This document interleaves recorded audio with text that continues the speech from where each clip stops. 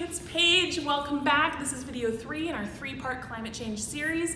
Today, we're talking about human choices and our amazing ability to design the future. It's the Natural Leaders Project Home Eco Challenge. So we're in this pickle now. Climate change is happening. This is the situation. This is the new world that we need to not only try to make better and improve, but also to prepare for. So we're going to talk about these two new schools of thought around climate change and what we can do. The first is mitigation, which means how can we have a positive impact on climate change and trying to reduce the effects that it has. And the second part is adaptation, which is how can we create amazing new technology or change certain behaviors or look at the world in a new way in order to actually adapt to how climate change is going to be impacting our lives moving forward. So let us brainstorm. Ba-da-da-da, here we go, mitigation. So how do we mitigate climate change? Well, first and foremost, we need to reduce our dependence on fossil fuels and move towards clean energy. That's energy sources that do not produce greenhouse gases or excessive greenhouse gases.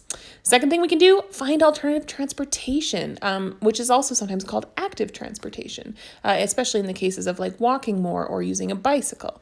Now, obviously, a lot of the pushback from active transportation is, of course, weather, but how can we dress better for the weather, and how can we, also plan accordingly so that we take different kinds of transportation depending on the season. We also cannot talk about mitigation without talking about consumerism. Now, we talked about this already in one of our previous videos and classes, but reducing the amount of stuff we bring into our homes, we bring into our lives is critically important. Because if we remember back to the life cycle of a product, it's not just the object itself that becomes the piece of waste or the garbage. It's all of the energy, resources, land that went into making that thing. And the more we, just mindlessly consume objects, everything from, technology to t-shirts to toys to the packaging that all of the objects that we buy come in, all of these things add up to a huge amount of carbon emissions. So ultimately, it's not just about thinking before we consume, it's also choosing what to buy. Buying local, supporting, local producers of goods. And a huge reason for this is because you reduce the amount of transportation that actually has to go on. Eating less meat is a huge one. Also, growing your own food. Instead of, buying apples from Mexico or from California, buy local apples from BC or somewhere that it's a lot closer to your home.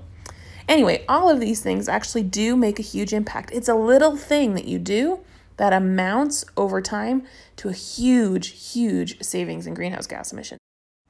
Anyway, another thing that is really important is supporting organizations that help to conserve landscapes and help to raise awareness around, the impacts of climate change.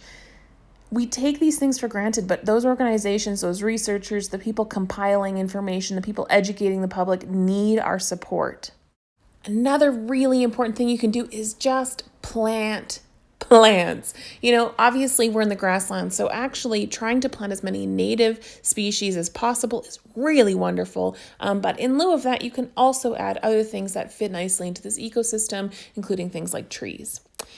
The other thing you can do is, support legislators who support positive action on climate change. This is also really important because even though we use science to explain climate change, really climate change is a political issue. This means that the people we elect actually create the laws that help to monitor and regulate, industry emissions, transportation, local bylaws, all of those things. So it's really important that when you cast your vote, and you should definitely always vote, keep climate change as a top priority in your decision. Last but not least, talk. Start a conversation with your family, your friends, whoever.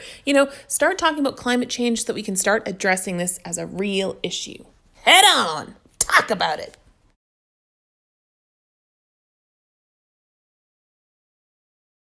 Adaptation. So how can we adapt to this new climate situation? Well, first things first, sort out your water situation. Make sure that you are using water strategically and with great, purpose. Growing a garden is an amazing thing that you can do, not only to create your own food source, but also to kind of connect with the earth around you. Also, set up your home outside to be able to withstand kind of the weather that we'll be experiencing. Extreme snow dumps, drought, windstorms, these kinds of things.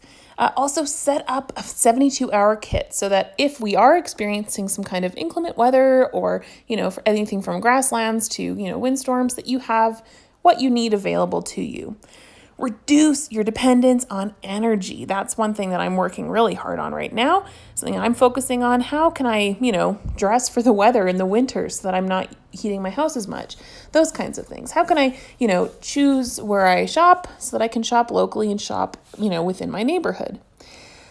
Embracing flexibility. What I mean by this is how can we set ourselves up so that when these things happen that we don't, that we can stay calm and kind of just adapt and embrace the idea of things not always going exactly how we plan them. This kind of flexibility is really rooted in a lot of mental health and self-care. Essentially, this adaptation strategy is all about making space for flexibility.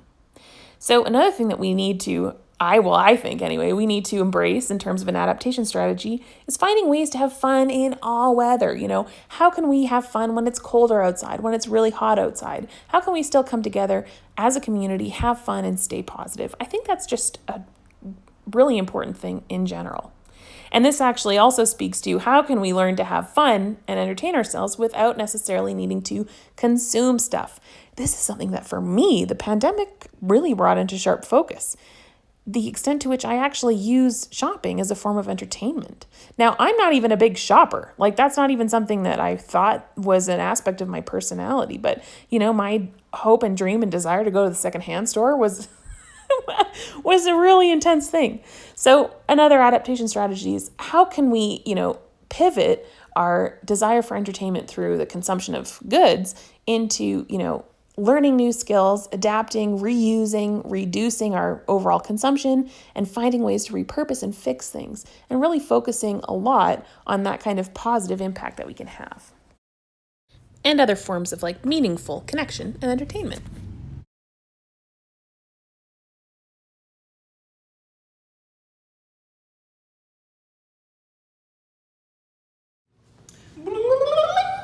All right, so your third challenge for this climate change program is to come up with a climate change commitment. Insert clapping sound here. A climate change commitment is a promise, essentially, that you and your people make to find ways every day to mitigate and adapt to climate change. I recommend writing down your climate change commitment and put it somewhere in your home that you'll see it every single day.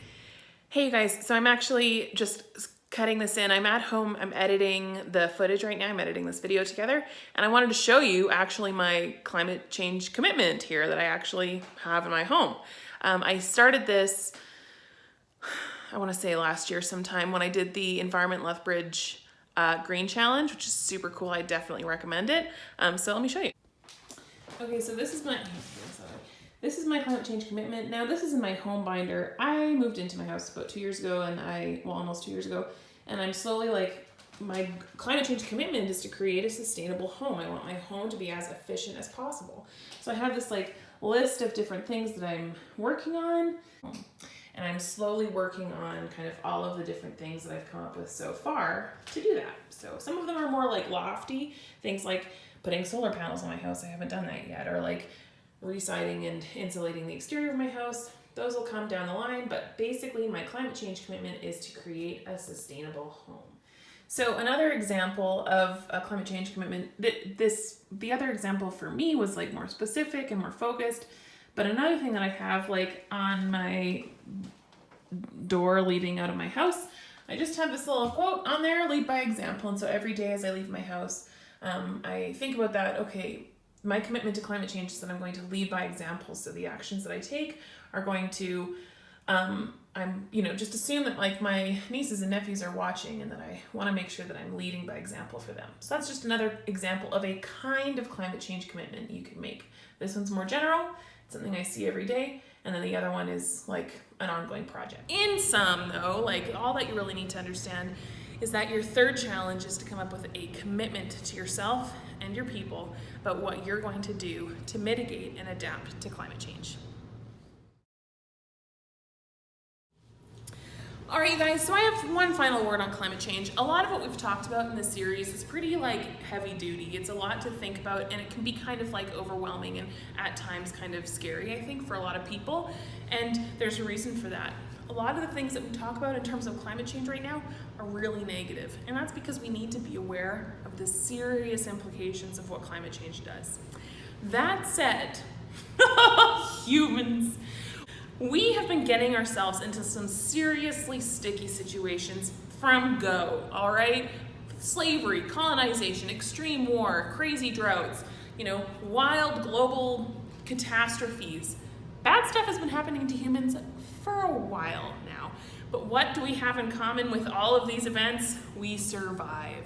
Humans have an amazing capacity to adapt and change and grow better. And so that's what I want us to focus on.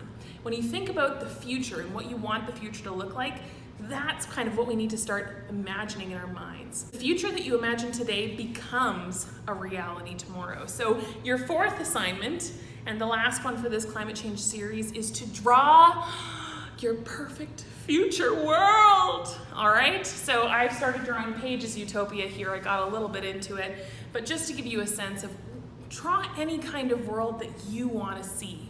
The more you imagine that stuff right now, the better off you'll be when you actually go to make that world a reality in the future. Okay? So when you draw your perfect world, your future utopia, I want you to consider a couple of things. Where do people live? What do homes look like? What are the energy sources? How is waste managed in the future? Where does your food come from? What kind of food is it? How do you get around town? How are goods and services moved around? Well, how are goods moved around?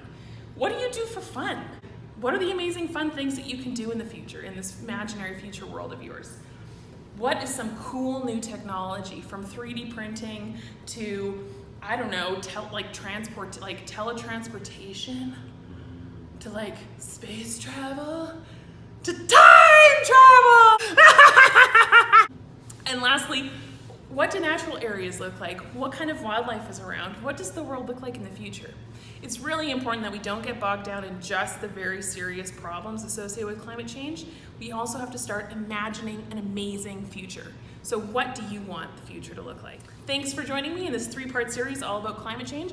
I hope you learned something. I hope you've come up with some kind of plan for how you're going to mitigate and adapt to climate change, and that you start to spark some amazing, wonderful ideas about how to build an amazing future. See you next time. Bye.